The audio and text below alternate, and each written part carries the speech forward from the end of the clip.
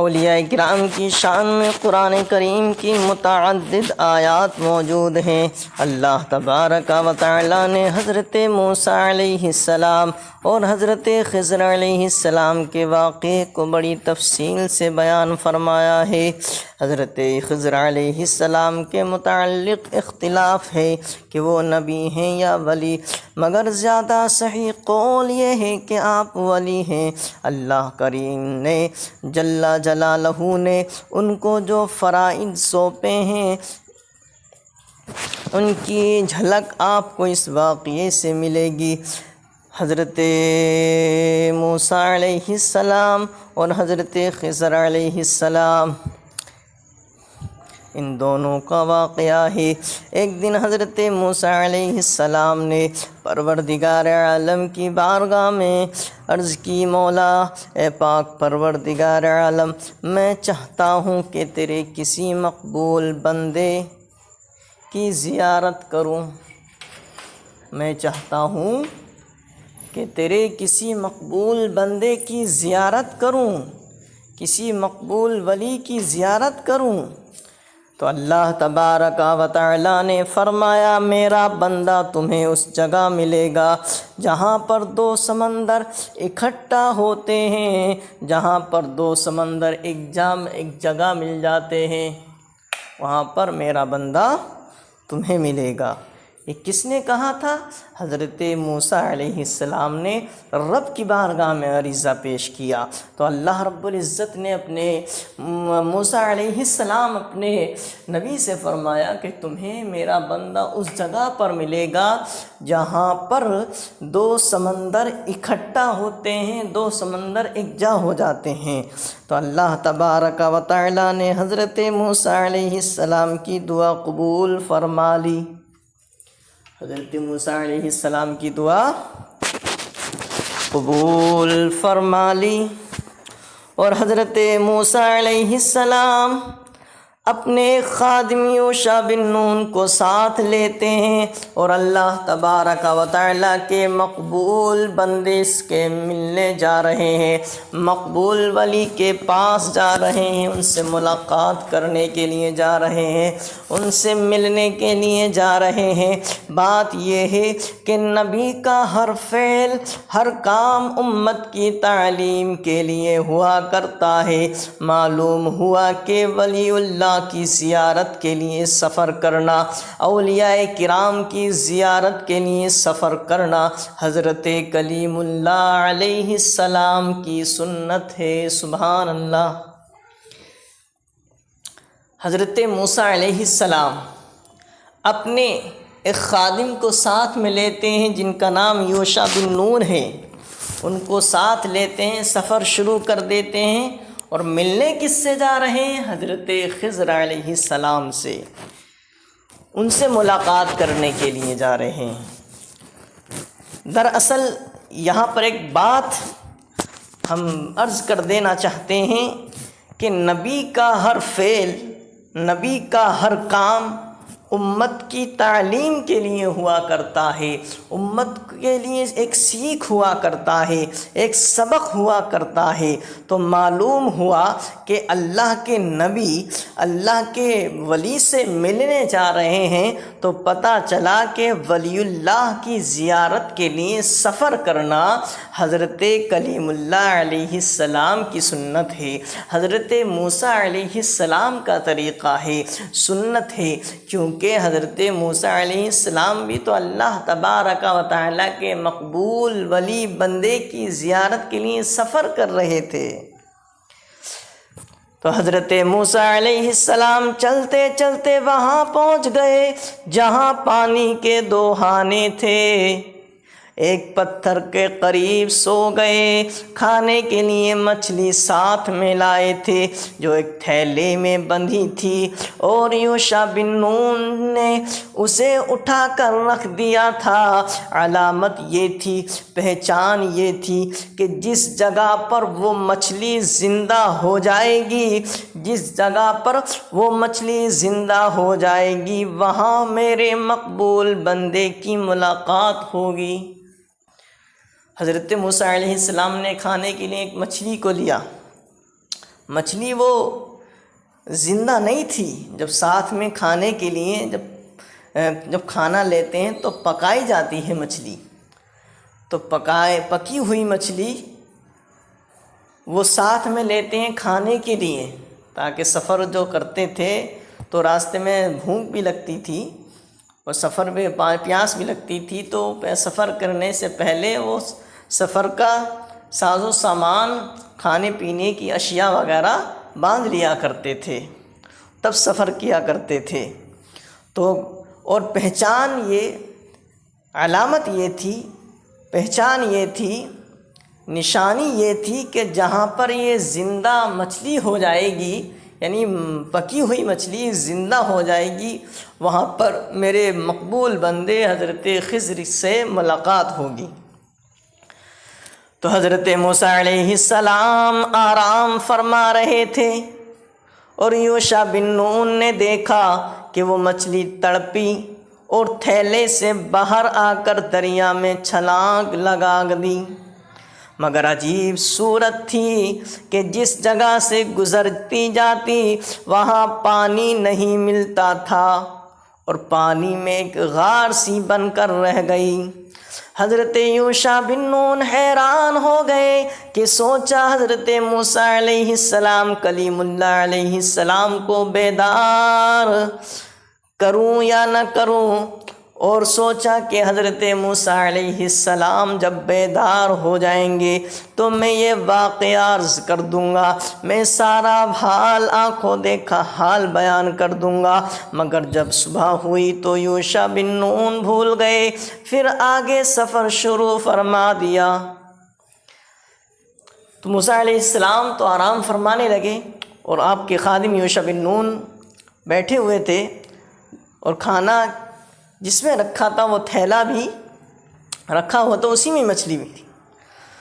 تو یوشع بن نون دیکھ رہے تھے موسیٰ علیہ السلام آرام فرما رہے تھے، تو کیا دیکھتے ہیں یوشع بن نون کہ وہ اچانک سے وہ مچھلی تڑپی اور تھیلے سے باہر آ کر دریا میں چھلانگ لگا دی. اور جب اس نے چھلانگ لگا دی تو وہاں پر جیسے جہاں سے وہ گزرتی جاتی تو وہاں پر پانی نہیں ملتا تھا.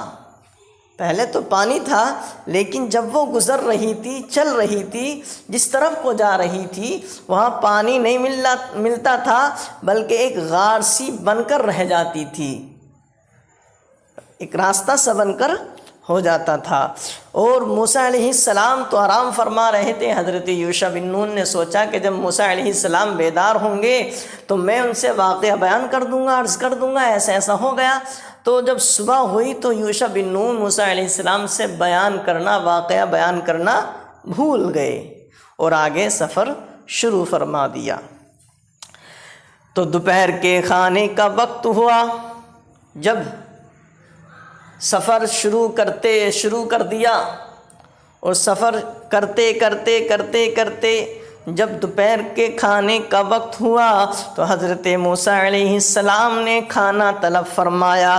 تو یوشع بن نون نے عرض کی حضور مجھ سے سخت غلطی ہو گئی ہے، میں ایک بات عرض کرنا بھول گیا ہوں، میں ایک بات آپ کو بتلانا بھول گیا ہوں.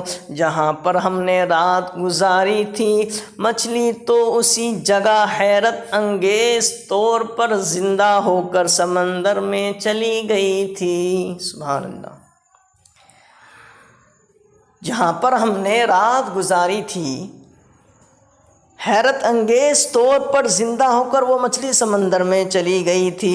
موسیٰ علیہ السلام نے فرمایا وہی تو ہماری منزل ہے، چلو واپس چلتے ہیں. تو حضرت موسیٰ علیہ السلام جب نیند سے بیدار ہوئے، صبح ہوئی تو سفر شروع کر دیا. سفر کرتے جب دوپہر کا وقت ہو گیا اور کھانے کا بھی ٹائم ہو گیا، حضرت موسیٰ علیہ السلام نے حضرت موسیٰ علیہ السلام نے کھانا طلب فرمایا تو حضرت موسیٰ علیہ السلام نے جب کھانا طلب فرمایا تو حضرت یوشع بن نون عرض کرتے ہیں حضور مجھ سے تو ایک سخت غلطی ہو گئی ہے، بڑی غلطی ہو گئی ہے، میں ایک بات بتلانا آپ کو بھول گیا ہوں، میں ایک بات عرض کرنا بھول گیا ہوں۔ وہ بات یہ ہے کہ جہاں پر ہم نے رات گزاری تھی، جہاں پر ہم نے رات گزارنے کے لیے، آرام کرنے کے لیے وقت گزارا تھا، رات گزاری تھی، اسی جگہ پر میں نے دیکھا کہ وہ مچھلی اچانک سے تڑپی، تڑپنے کے بعد وہ تھیلے سے باہر نکلی، نکلنے کے بعد اس نے دریا میں چھلانگ لگا دی، اور حیرت انگیز کی بات تو یہ ہے جہاں سے وہ گزرتی جاتی تھی، جس طرف کو وہ چلی جاتی تھی، وہاں پر پانی نہیں رہتا تھا، پانی نہیں ملتا تھا، بلکہ وہ غار سی بن کر ایک راستے کی طرح ہو جاتی تھی۔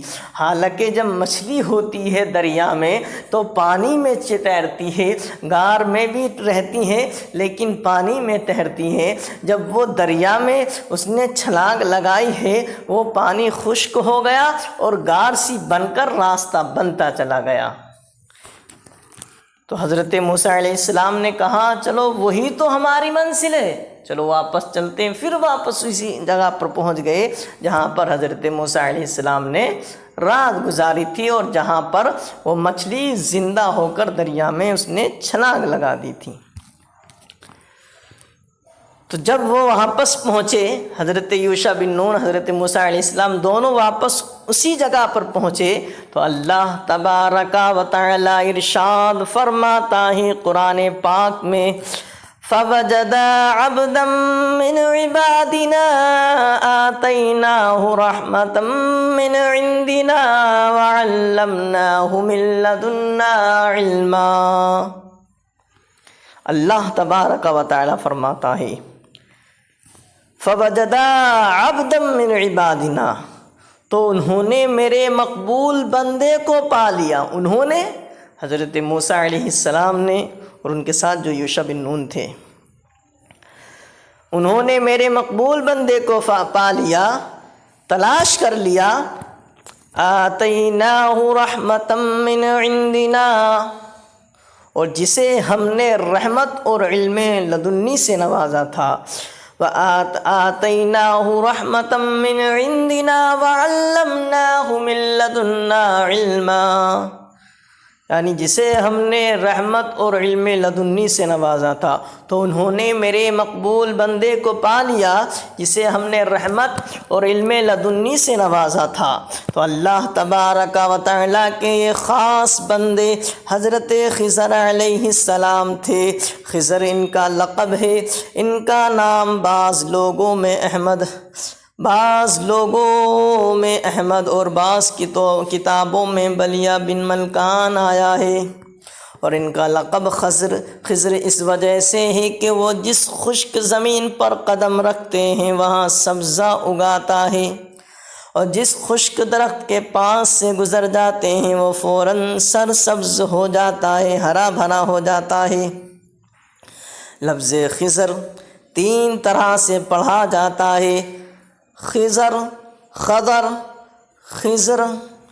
موسیٰ علیہ السلام اور حضرت خضر علیہ السلام کی گفتگو یہاں سے شروع ہو جاتی ہے۔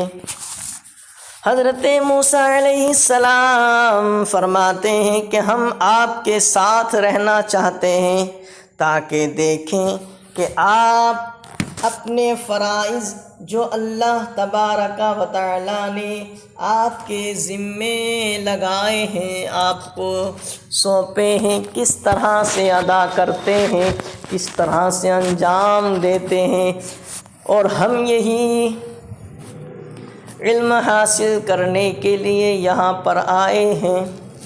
حضرت خضر علیہ السلام نے کہا حضور مجھے کوئی انکار نہیں، مگر انک لن تستطیع معی صبرا، آپ میرا کام دیکھ کر صبر نہیں کر سکیں گے، اور آپ صبر بھی کیسے فرما سکتے ہیں جب کہ آپ کو ان کاموں سے متعلق ہی نہیں۔ موسیٰ علیہ السلام نے ارشاد فرمایا آپ انشاءاللہ مجھے صبر کرنے والا پائیں گے اور میں آپ کے کسی بھی فعل اور کام پر اعتراض نہیں کروں گا۔ حضرت خضر علیہ السلام نے کہا اچھا حضور، اگر آپ مجبور ہی فرماتے ہیں تو نہایت ہی خاموشی سے میرے کام کو دیکھتے جانا، اعتراض بالکل نہ کرنا، میں خود ہی اس کی تشریح کر دوں گا، خود ہی اس کی وضاحت کر دوں گا۔ حضرت موسیٰ علیہ السلام نے فرمایا مجھے منظور ہے، میں نہایت ہی خاموشی سے دیکھتا جاؤں گا۔ اب حضرت موسیٰ علیہ السلام اور حضرت خضر علیہ السلام کی گفتگو چلے گی۔ یہ بات چیت ہوتی ہے کہ میں آپ کے ساتھ رہنا چاہتا ہوں اور میں دیکھنا چاہتا ہوں کہ اللہ رب العزت نے، پروردگار عالم نے آپ کو جو کام سونپے ہیں، آپ کے جو فرائض انجام ذمے سونپے ہیں، کس طرح سے ان کو ادا کرتے ہیں، انجام دیتے ہیں، میں یہی سیکھنے کے لیے آپ کے پاس آیا ہوں۔ تو حضرت خضر علیہ السلام نے فرمایا، عرض کی حضور مجھے کوئی انکار نہیں، لیکن آپ میرے کاموں کو دیکھ کر صبر نہیں کر سکیں گے، کیونکہ آپ صبر بھی کیسے کر سکتے ہیں جب کہ آپ ان کاموں سے متعلق ہی نہیں ہیں، آپ کو ان کاموں کے بارے میں، ان کاموں سے کوئی تعلق نہیں ہے، ان کاموں کے بارے میں معلوم ہی نہیں ہے۔ تو موسیٰ علیہ السلام نے فرمایا میں آپ کے کاموں پر اعتراض نہیں کروں گا، میں صبر کروں گا۔ اب دونوں کے درمیان میں بات چیت ہو جاتی ہے، گفتگو ہو جاتی ہے اور رضامندی ہو جاتی ہے۔ اب قرآن کریم فرماتا ہے پھر حضرت موسیٰ علیہ السلام اور حضرت خضر علیہ السلام دونوں چل دیے، یوشع بن نون واپس ہو گئے یا وہیں پر ٹھہر گئے یا ساتھ ہی میں رہے، مگر قرآن کریم نے فرمایا ایک دریا کے کنارے پر پہنچے، ملاح نے آپ سے پیسے وصول نہیں کیے، پیسے نہیں لیے۔ ملاح کہتے ہیں جس کی کشتی ہوتی ہے اور جو کشتی کو چلاتا ہے، اس نے آپ سے پیسے وصول نہیں کیے، آپ سے پیسے نہیں لیے۔ جب کشتی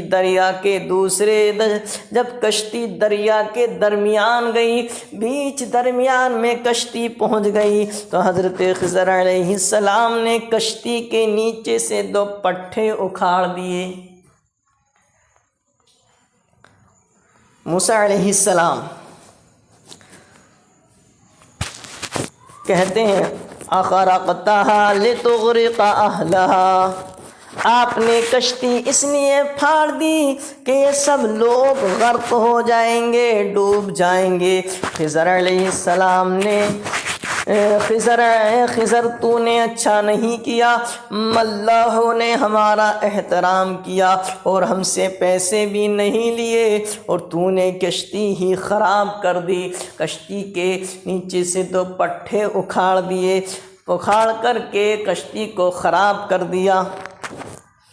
خضر علیہ السلام نے کہا کیا میں نے نہیں کہا تھا کہ انک لن تستطیع معی صبرا، آپ میرے کام کو دیکھ کر کے صبر نہیں کر سکیں گے۔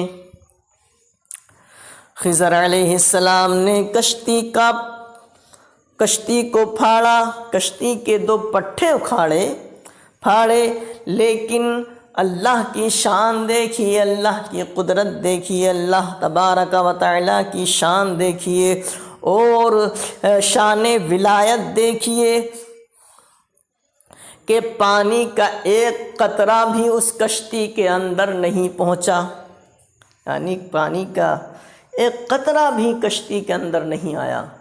حالانکہ جب کشتی دریا میں چلتی ہے، اگر تھوڑا سا بھی سوراخ ہو جائے تو پانی اس کے اندر بھر جاتا ہے، لیکن شان ولایت، اللہ رب العزت کی شان دیکھیے اور اولیاء کرام کی شان ولایت دیکھیے کہ پانی کا ایک قطرہ بھی، ایک بوند بھی کشتی کے اندر نہیں پہنچا۔ خضر علیہ السلام نے کہا کہ آپ سے میں نے کہا تھا کہ آپ میرے کاموں کو دیکھ کر صبر نہیں کر سکیں گے۔ موسیٰ علیہ السلام نے کہا اب میں اس کے بعد اعتراض نہیں کروں گا۔ خضر علیہ السلام نے کشتی کو پھاڑا مگر پانی کا ایک قطرہ بھی کشتی میں نہیں آیا، یہ شان ولایت ہے۔ پھر دونوں چل دیے، چلتے چلتے ایک میدان میں آئے جہاں پر بچے کھیل رہے تھے۔ ایک نہایت ہی حسین و جمیل خوبصورت بچہ ان میں موجود تھا۔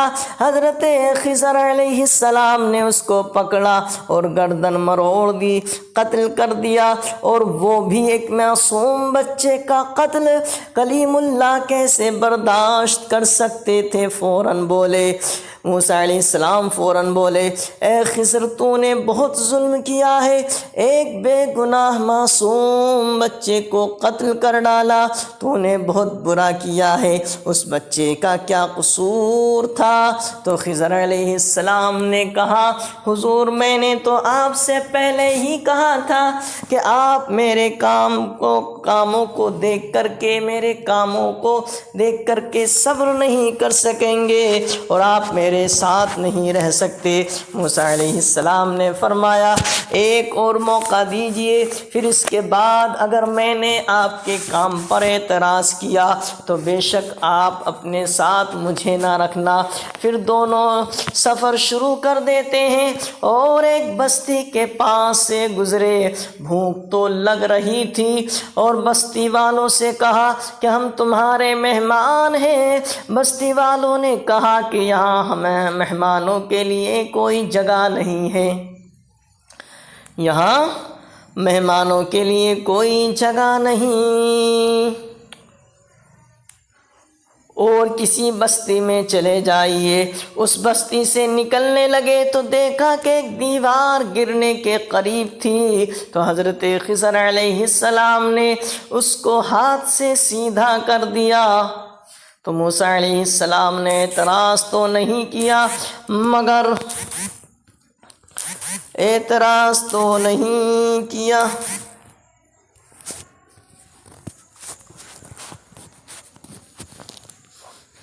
مگر ان بستی والوں نے ہمیں کھانا دینے سے انکار کر دیا، ہمیں کھانا نہیں کھلایا، اور آپ ہیں کہ دیوار سیدھی کرتے پھر رہے ہیں۔ لو شئت لاتخذت علیہ اجرا، اگر تم چاہتے تو اجرت لے سکتے تھے تاکہ ہم ان پیسوں سے کم از کم کھانا ہی حاصل کر لیتے۔ خضر علیہ السلام نے کہا میں نے پہلے ہی کہہ دیا تھا کہ آپ میرے کام پر صبر نہیں کر سکیں گے۔ ھذا فراق بینی و بینک، بس میری اور آپ کی جدائی ہے۔ موسیٰ علیہ السلام فرماتے ہیں اب میں کیا کہہ سکتا ہوں؟ حضرت خضر علیہ السلام نے فرمایا آپ کے تشریف لے جانے سے پہلے میں چاہتا ہوں کہ ان کاموں کا باطن بھی آپ پر واضح کر دوں جن کے ظاہر پر آپ نے اعتراض فرمایا تھا۔ اب یہاں پر جب آگے سفر شروع کر دیا، دریا کے کنارے آپ اتر گئے، پھر پہنچتے چلتے چلتے ایک میدان میں آتے ہیں۔ میدان میں جب پہنچ جاتے ہیں دونوں، حضرت خضر علیہ السلام حضرت موسیٰ علیہ السلام دونوں پہنچ جاتے ہیں، تو میدان میں بچے کھیل رہے ہوتے ہیں۔ جب بچے کھیل رہے ہوتے ہیں تو ایک بہت ہی پیارا خوبصورت حسین و جمیل بچہ ہوتا ہے۔ ان بچوں کے درمیان میں حضرت خضر اس کی گردن مروڑ دیتے ہیں، اس کو قتل کر دیتے ہیں، اور ایک ایسے خوبصورت حسین جمیل بچے کا قتل حضرت موسیٰ علیہ السلام برداشت نہیں کر سکتے تھے، تو حضرت موسیٰ علیہ السلام نے فوراً اعتراض کر دیا۔ تو حضرت خضر علیہ السلام نے کہا میں نے پہلے ہی کہا تھا کہ آپ میرے کاموں کو دیکھ کر صبر نہیں کر سکیں گے۔ پھر آگے چلتے ہیں، چلتے چلتے ایک بستی میں چلے جاتے ہیں، پہنچ جاتے ہیں۔ بھوک کا ٹائم ہو گیا تھا، سفر کرتے کرتے بھوک کا ٹائم ہو گیا تھا، کھانے کی حاجت ہو رہی تھی۔ حضرت موسیٰ علیہ السلام نے کہا کہ ہم تمہاری بستی میں مہمان ہیں، آپ کھانے کا انتظام کیجئے، کھانا کے لیے ہمیں کچھ دیجیے۔ تو بستی والوں نے کہا کہ یہاں مہمانوں کے لیے کوئی جگہ نہیں ہے، مہمانوں کے لیے کوئی جگہ نہیں، کسی اور بستی میں چلے جائیے۔ تو اسی بستی میں سے جب گزر رہے تھے، نکل رہے تھے، تو ایک دیوار تھی جو کہ گرنے کے قریب تھی، ایک دیوار جو کہ گرنے کے قریب تھی۔ تو حضرت خضر علیہ السلام نے اس کو سیدھا کر دیا، حضرت خضر علیہ السلام نے سیدھا کر دیا۔ تو حضرت موسیٰ علیہ السلام نے فرمایا کہ میں اس بات پر اعتراض تو نہیں کر رہا، کام پر اعتراض تو نہیں کر رہا ہوں، بلکہ میں چاہتا، اگر آپ چاہتے تو اس دیوار کے سیدھا کرنے کی وجہ سے آپ اس سے کچھ اجرت لیتے، جس کی وجہ سے ہم اس سے پیسے سے کچھ کھانا خرید لیتے۔ تو حضرت موسیٰ علیہ السلام نے جب یہ کہا تو حضرت خضر علیہ السلام نے کہا کہ بس میں نے پہلے ہی کہہ دیا تھا کہ آپ میرے کام کو دیکھ کر صبر نہیں کر سکیں گے، ھذا فراق بینی و بینک، یعنی میری اور آپ کی جدائی یہی ہے۔ تو حضرت موسیٰ علیہ السلام فرماتے ہیں اب میں کیا کہہ سکتا ہوں؟ تو حضرت خضر علیہ السلام نے کہا کہ میں تمہارے جدا ہونے سے پہلے ان کاموں کی تشریح بیان کر دینا چاہتا ہوں، ان کاموں کا باطن آپ پر ظاہر کر دینا چاہتا ہوں جن کے ظاہر پر آپ نے اعتراض کیا تھا۔ یعنی آپ نے حقیقت میں ظاہر میں تو میں نے برے کام کیے تھے، حقیقت میں باطنی طور پر وہ اچھے کام تھے، ان کا ظاہر تو آپ نے دیکھ لیا جن پر آپ نے اعتراض کیا، لیکن اب ان کا باطن بھی میں آپ پر ظاہر کر دیتا ہوں، جو کام اللہ رب العزت نے مجھے سونپے ہیں۔ تو اب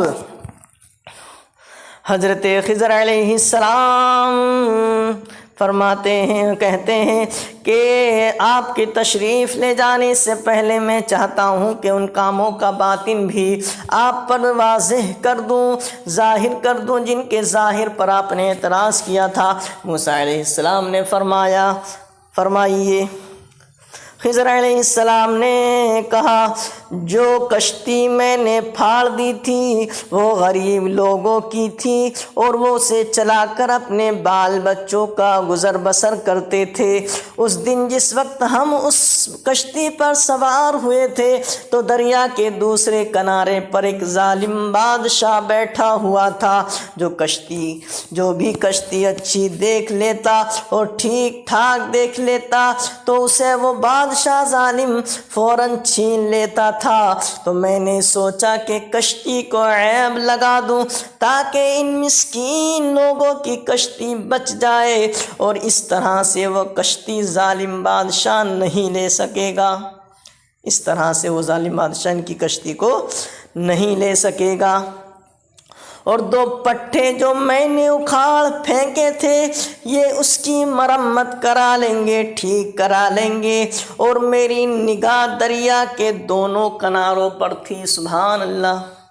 حضرت خضر علیہ السلام نے کہا کہ جس دن ہم سوار ہوئے تھے اس کشتی میں، تو میں نے جو کشتی کے 2 پٹھے اکھاڑے تھے وہ اس لیے اکھاڑے تھے کہ دوسرے کنارے پر ایک ظالم بادشاہ بیٹھا ہوا تھا، اور جو بھی کشتی اچھی اور ٹھیک ٹھاک دیکھ لیتا تھا وہ ظالم بادشاہ تو فوراً چھین لیا کرتا تھا۔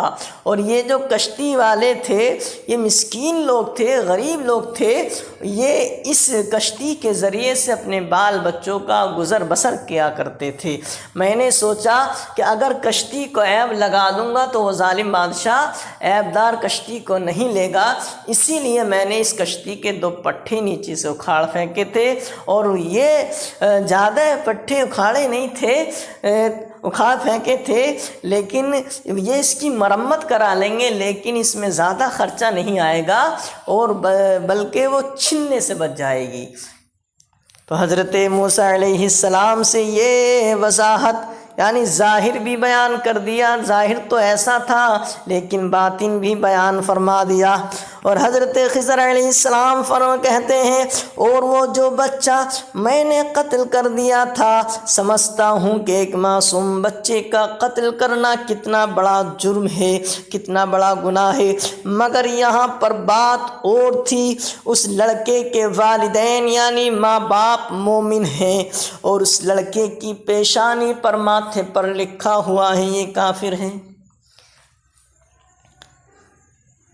والدین کو اس سے بہت زیادہ پیار تھا، بہت زیادہ محبت تھی، تو ہم نے سوچا کہ کہیں ایسا نہ ہو کہ لڑکے کی محبت اور پیار والدین کو بے ایمان کر دے، لہٰذا والدین کے ایمان کی حفاظت کے لیے ہم نے لڑکے کو قتل کر دیا اور ہم نے ارادہ کر لیا کہ اللہ تبارک و تعالی اس کے والدین کو اس سے بہتر بچہ عطا فرمائے گا۔ سبحان اللہ۔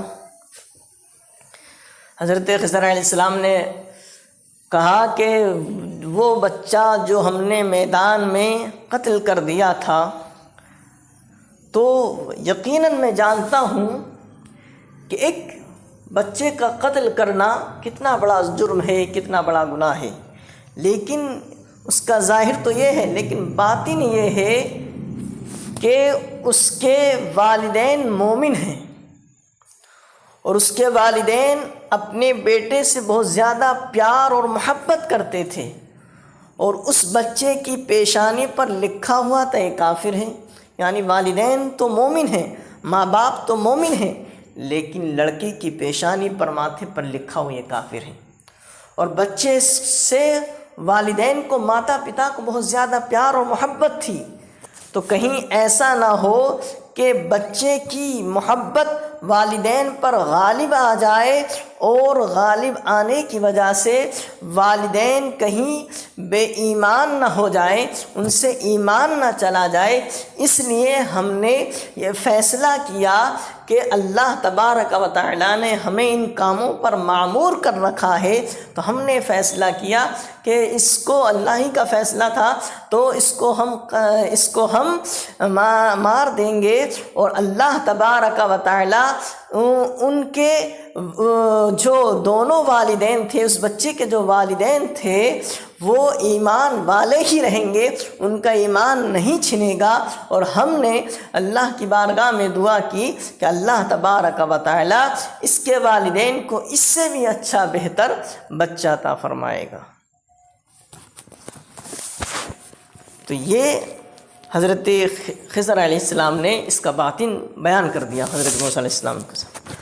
اور جس بستی والوں نے ہماری دعوت سے انکار کر دیا تھا، حضرت خضر علیہ السلام کہتے ہیں کہ جس بستی والوں نے ہماری دعوت سے انکار کر دیا تھا اور میں نے ان کی گرتی ہوئی دیوار کو ٹھیک کر دیا تھا، اس کا معاملہ یہ ہے کہ اس دیوار کے مالک یتیم بچے تھے، ان کا والد باپ نیک انسان تھا، اس نے اپنے بچوں کے لیے اس دیوار کے نیچے خزانہ دفن کر دیا تھا۔ اگر آج دیوار گر جاتی تو خزانہ لوگ لوٹ کر لے جاتے، اور بچے ابھی چھوٹے ہی ہیں، اسی لیے میں نے اس دیوار کو سیدھا کر دیا تھا کہ ان یتیموں کا خزانہ ضائع نہ ہو، لوٹ نہ جائے۔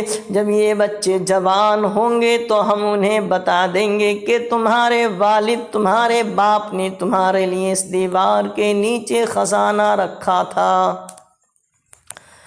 ہاں تو یہ سب کام ما فعلتہ عن امری، میں اپنی مرضی سے نہیں کرتا، بلکہ اللہ تبارک و تعالیٰ کی طرف سے میرا ان کاموں کے کرنے پر تقرر ہوا ہے۔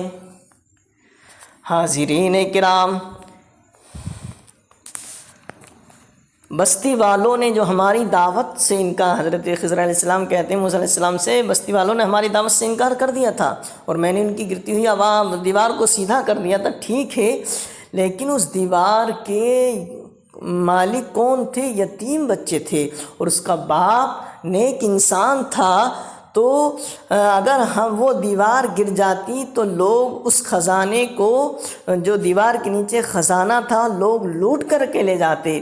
تو میں نے سوچا کہ کہیں ایسا نہ ہو یہ دیوار گر جائے گی تو لوگ ان یتیم بچوں کے خزانے کو لوٹ کر لے جائیں گے، تو میں نے سیدھی کر دیا تاکہ یتیم بچوں کا خزانہ محفوظ رہ سکے، حفاظت سے رہ سکے، اور جب وہ بچے جوان ہوں گے تو ہم انہیں بتا دیں گے کہ تمہارے والد نے، باپ نے تمہارے لیے تمہاری اس دیوار کے نیچے خزانے کو دفن کر دیا ہے، آپ اس کو نکال کر اپنا گزر بسر کر سکتے ہو۔